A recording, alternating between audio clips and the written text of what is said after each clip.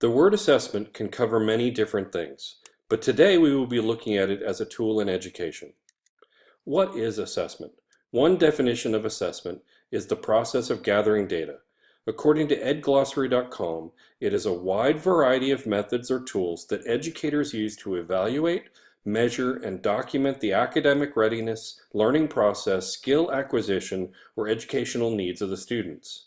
And according to Edudemic.com, it is a tool used by educators using both objective and subjective data to ascertain student progress and skill mastery. The purpose of assessment varies depending upon the person or entity, besides giving immediate feedback to teachers and students on the regular learning in class. In the school system, assessments are a way to provide information within the individual classroom, but the same data is shared for larger purposes.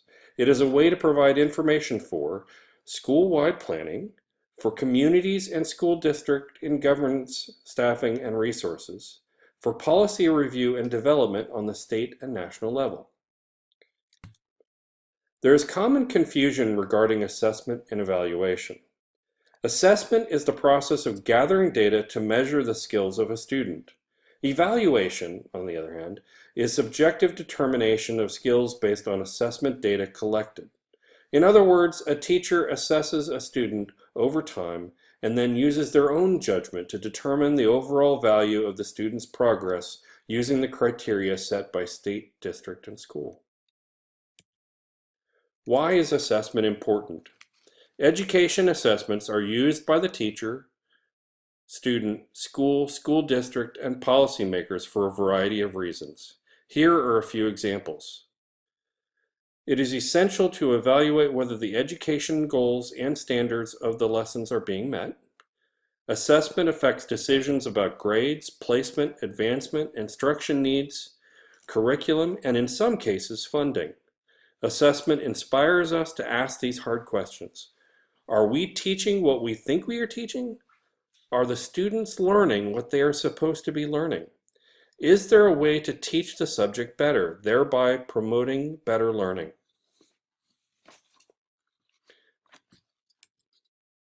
Students are able to use early assessments of their work to know what materials they have mastered or still need to work on. This information helps a student be in charge of their learning and gives them an opportunity to ask themselves, how am I doing? How can I do better?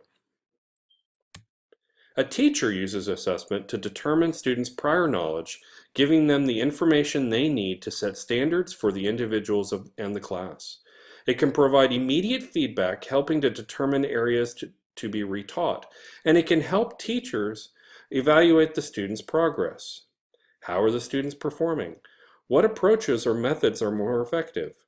Are there any modifications or changes needed? With each assessment, the teacher is able to evaluate their lesson plans or methods in teaching. It is also a way to discover new teaching methods. Districts using some assessments to determine the distribution of money based on needs, such as staffing and school resources. Policymakers use assessment results to determine the success of programs and make policy changes. There are three basic types of assessment used in education on a regular basis.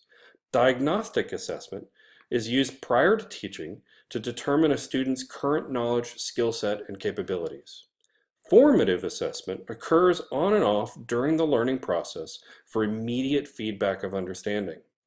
Summative assessment is used after content material is learned to provide information on what knowledge was retained through the learning process. A diagnostic assessment is given at the beginning of the year or a new unit of study. Its purpose is to assess the strengths, weaknesses, and prior knowledge of the students. This information helps the teacher understand her students and better structure the lesson plan for that class.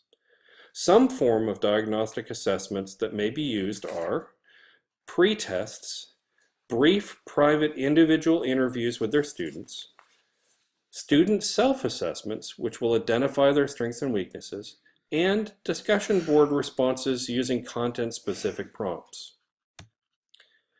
Formative assessments are most commonly used as they can be integrated into the learning process or done separately in a more formal assessment.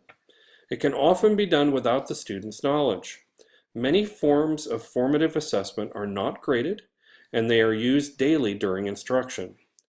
Using it in this way, it occurs while the students are learning so that the teacher may gauge their progress immediately. It also gives the teacher an avenue to guide the students towards a deeper learning.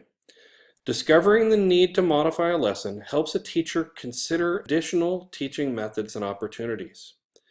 The primary focus of this style of assessment is to identify areas that need improving either in the student's learning or the teacher's instruction.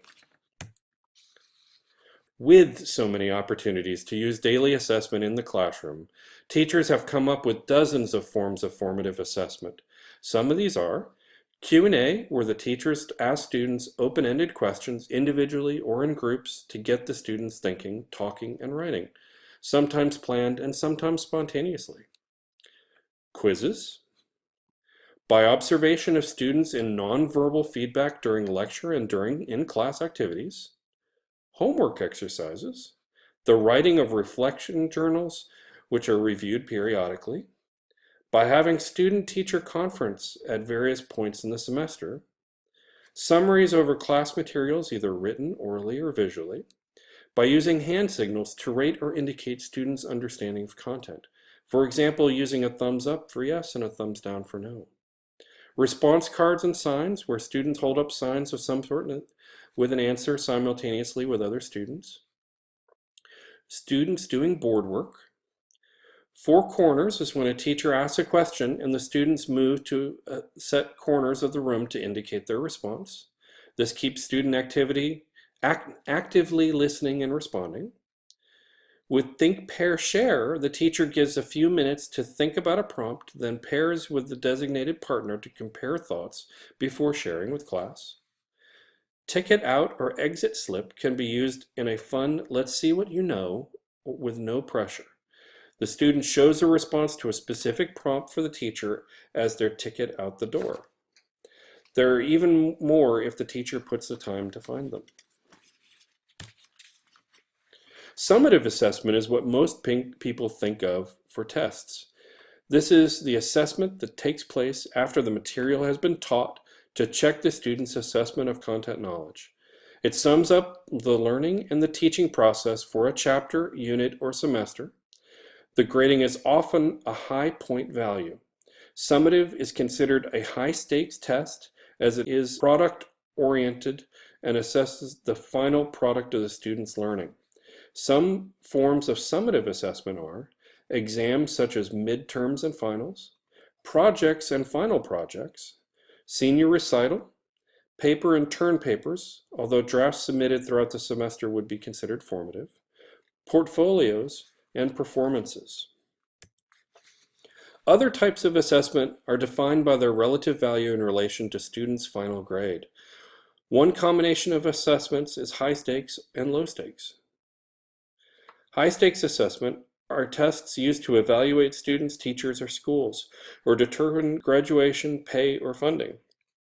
Fear tends to be a primary motivator for this style of assessment. The 6 major characteristics of high stakes assessments are infrequent assessments give an individual more importance. They are single, well-defined. They tend to have significant consequence. Have higher value percentage-wise to final grade. Summative assessments such as midterms and final tests have higher grade influence. And feedback, if given, is not timely. Examples of some larger tests we recognize as high stakes are the ACT, SAT, AP, and STAR standardized tests. On the other end, we have low stakes assessments which give the student time to adjust their grades in class. They create a steady information flow for better success, and the teacher has the ability to give more individual grades, giving more grade opportunities at lower risk. The 4 characteristics are frequency, low impact on individual grades, formative, and timely feedback.